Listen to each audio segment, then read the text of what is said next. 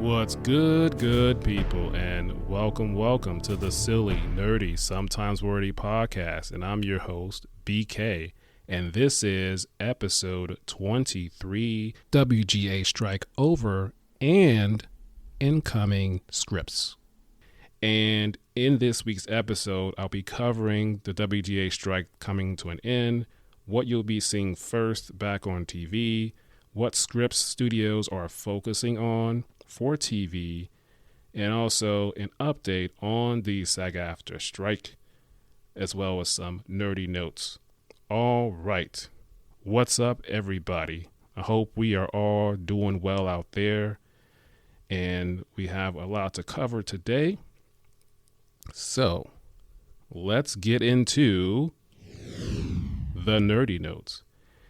And this episode's nerdy notes is focused heavily on the TV side of news. And let's get into it. First of all, the SAG-AFTRA strike. I mentioned that the WGA strike has come to an end with their tentative agreement. The SAG strike with the actors, however, that is still ongoing. However, there's been reports out there, and I believe that SAG has put it out on their official channels, that they will be meeting with the AMPTP groups that represent the studios to get back to the negotiating table so that they can start their negotiating deal as early next week, this upcoming week, early October, first week of October. So they'll start negotiating their deal. So hopefully they can come to a fair, reasonable resolution soon, hopefully in the month of October or November. And yeah, moving on, House of Dragon, Season 2, HBO's Max, which is the spinoff prequel series from the Game of Thrones franchise. They just finished filming within this last week. And per reports out there, they're expecting and targeting a summer 2024 release. Of course, the House of Dragon show was able to continue filming during the strikes because, one, the actors on that show are overseas. They are under a different union. And they were filming overseas. So no issues with that. So hoping to see season 2 next summer. And then there was another Game of Thrones prequel show that has been greenlit, that has been ordered, apparently, and it's called A Knight of the Seven Kingdoms, The Hedge Knight. It was ordered and it was in development pre-strikes. And now with the strikes coming, the WGA strike coming to an end, they can now resume development of that Game of Thrones show. Don't know when it's coming out, but we have another Game of Thrones show upcoming within these next few years. Okay, that's all for our nerdy notes. Now let's get into the main topic, the reason you are here. And as I mentioned, the WGA, the Writers Guild of America, has come to an agreement, a tentative agreement with the AMPTP, the group that represents the studios, the Universals, the Disney Pluses, the Amazons, the Paramounts, MGM. They have reached an agreement. The agreement is through May 1st, 2026. Now, in terms of what is in this agreement, in terms of what they covered with the AI protections, the residuals, and all of that, I'm going to cover that in a separate podcast, because if I do that in addition to the other stuff I have planned, it's going to be a little bit of a longer one.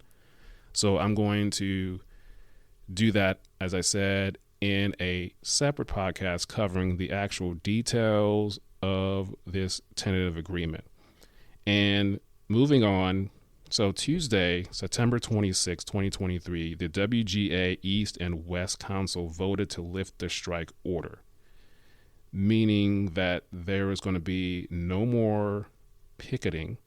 However, they do encourage them to go ahead and join the SAG picket lines. So they feel so confident in this tentative agreement that they eventually said to their guild, like, hey, you can return to work as of, was it 12:01 a.m. Wednesday, September 27th. The strike lasted for 146 days. So it still has to go through the ratification process. It still has to come to a final vote to be finalized and approved. But they feel very, very confident that it will go through, that they will approve it, therefore letting all the writers, producers go back to work. So in this ratification process is going to be, the final vote takes place on October 9th. So that will be happening this upcoming week. So no more picketing outside of the various studios, at least from the writer's side, but the SAG, the actors, they will continue to do so. Now here is also, before I get to that, so like I said, shows and movies, TV shows and movies, they can resume writing notes, development, pitches as in pitching new shows, new films, that can now resume. Of course, nothing can be filmed without the actors, so they can't do that. But a statement from the WGA negotiating committee that is out there, and they said, quote, "We can say with great pride that this deal is exceptional, with meaningful gains and protections for writers in every sector of the membership," end quote. So like I said, they feel very confident that they will get this through the ratification process and approve it, so much so that the writers, producers can get back to work.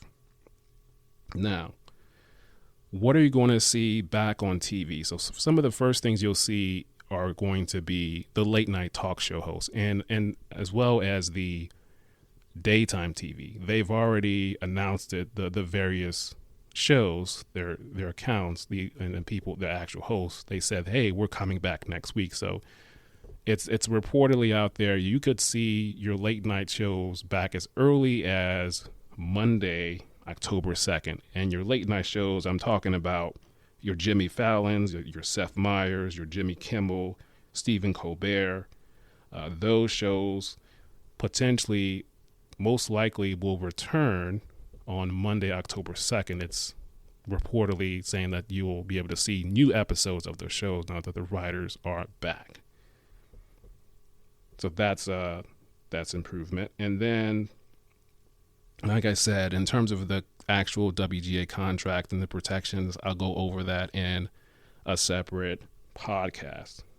Now, let's move on to the scripts part of this. So there are reports per deadline that scripts that studios are prioritizing they want to work on those scripts first so they can try to get these shows out, hope for this season. And from what I've seen, they can get the scripts out, and depending on how long it takes for the SAG-AFTRA to come to an agreement with the AMPTP, because that all depends on them as well, perhaps they can get writing and maybe get episodes out for the mid-season premiere, meaning getting new episodes out in hopefully January, February, to get, obviously it will be shortened seasons, but you'll still have something, which is better than nothing. So maybe instead of a 20 episode, you'll get 13, 10, 14 episodes. So a shortened season, but a season nonetheless. We'll just get it later. Now, some of the shows, the scripts that are being prioritized per deadline. I'm going to go through this and just going through the different networks / streaming platforms. Starting off with ABC, and these are not all the shows, but these are the ones that they focused on this article from Deadline. So ABC, the sitcom Abbott Elementary, Season 3, that script has been prioritized. Season 7 of 911. Of course, we all know that 911 has been on Fox for the first 6 seasons. For whatever reason, 911 has now moved away from Fox. It is now going to be on the ABC network. Okay. And Grey's Anatomy, the medical drama, that script has been prioritized for season number 20. Wow. Season 20. Shonda Rhimes is doing it. That has been prioritized. Another ABC show. Let's go on to Fox. We got some animation. Season 23 of Family Guy, that has been prioritized. I want to get that out as well. Season 23 of Family Guy. And season 36 of The Simpsons. Yes, that's right. 36 seasons. The show's been on since 1989 and still going strong. So they have prioritized that script. Moving on to CBS and Paramount Plus. Let's start with the CBS shows. NCIS, the original NCIS, season 21, that script has been prioritized. Then FBI, season 6, shout out Dick Wolf, the first one that started the FBI franchise. That show's scripts have been prioritized for season 6. And Fire Country, season 2, that has been prioritized as well. And The Neighborhood, season 6, sitcom, that also has been prioritized. And then the one streaming from Paramount Plus, Criminal Minds Evolution, season 17, that show has been prioritized. Of course, Criminal Minds was on CBS for the first 16 seasons as just Criminal Minds on CBS, and now it's on the Paramount Plus streaming platform. Little less episodes, but they are able to do more, and of course they're able to have cursing in the scripts because it's on streaming as opposed to network TV. Inside baseball there. Moving on to NBC, got a few. Again, Dick Wolf, shout out Dick Wolf. Season 21 of Law and Order. That script has been prioritized. I'll be working on that first. Also, season 25 of Law and Order SVU. That has been prioritized from NBC. Moving on to Showtime, one show here. Yellow Jackets, season 3. That has been prioritized. On to Netflix, season 5 of Stranger Things. That has been prioritized. And the last streaming platform, HBO or Max, a couple shows. Season 3 of The White Lotus has been prioritized. Season 2 of The Last of Us has been prioritized. And season 3 of Euphoria has been prioritized. Ooh, okay. That's all of the shows in terms of the prioritizing of the scripts of the shows. They'll be working on those scripts for those TV shows that I just mentioned right away, as early as next week, the first Monday in October 2nd, per the report. Now, I am about done with this podcast, but I want to get to my takeaway and just an important note about the writers and how important they are. So this is all about the Writers Guild, this episode. And I want to highlight a couple of shows that are very, very good. And it wouldn't be good without the writers. Of course, without the writing, the show isn't good, no matter how great the actor is. And 4 shows that I loved that are in the past, and some are very recent. So let's start with Suits. Of course, Suits was on USA Network for a long time, I believe 6 or 7 seasons. I love that show. And if you heard in the news recently, it's had a bit of a resurgence on Netflix. New people are discovering Suits. Now that show and these shows that I'm mentioning, there's no action. There's no set pieces. It's just heavy dialogue, but it's good dialogue. It's good banter. And you know where that comes from? It comes from the writers writing these great scripts, these great relationships between these characters, and timely jokes. Especially, this is a lawyer-based drama, but it was so good in terms of the writing of this show. And it didn't need anything. It's just the actors in the courtroom, in the law offices, just talking. No action, no big pieces, no CGI, no nothing. It's just them talking, but it's really good writing. Another show, Netflix, one of Netflix's flagship show, House of Cards. That show was on for a long time, 6 or 7 seasons. And again, no action or anything. A little bit of action here and there, but it was mostly the dialogue. It was good dialogue. And because of that, it was good writing. So that show was great. I look forward to that show and watch that show. Another show, let's talk about some recent shows. One, the Diplomat. That is a Netflix show as well. This is a new one that's current. It debuted in April 2023 of this year. It'll be April 20th. And I didn't watch it released at the time, but I just started to get to it. And I'm still working my way through it, and I'm loving this show as well. And again, there is no action in it. It's just great dialogue, great conversation. This is a really good show, and it's all due to the writing of it. And the last show on Disney Plus came out in September 2022, and I'm talking about Star Wars Andor. Now, this is the exception.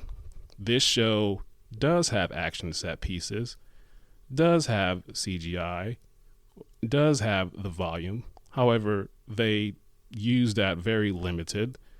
They shot on location the majority of the show, and there's no Jedi, there's no lightsabers battles. There's just great conversation, there's great character building, and it's leading to something. So you don't have a lot of things going on, and it's heavy dialogue, good dialogue. And some people say it's not Star Wars, but agree to disagree.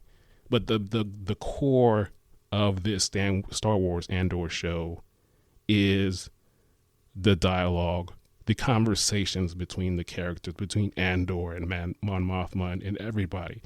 You're getting to see the political side of Star Wars.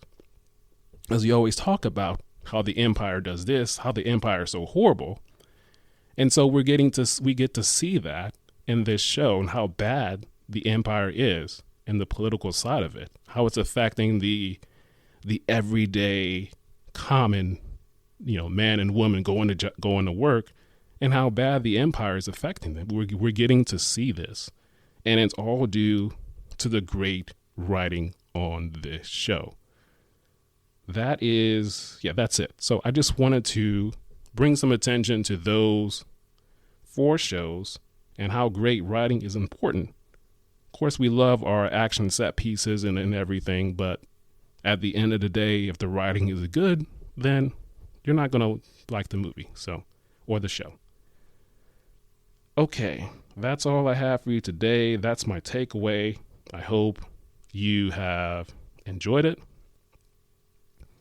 Please check me out. Again, I'm on the Wisdom app at JamesW24. Check me out on the Wisdom app, as well as Google Podcasts, Apple Podcasts, Spotify, Pandora, iHeartRadio, and many other places. All right. So like, comment, subscribe, share, tell some folks about it. Hopefully you learned something today, As I said, I will be covering the actual details of the WGA in terms of what they got in the protections with AI and residuals and increases in wages and those sort of things. I'll be covering that in a separate podcast, and I have some other things as well. I hope you enjoyed it, and please come back and see me. And until next time, we will talk soon.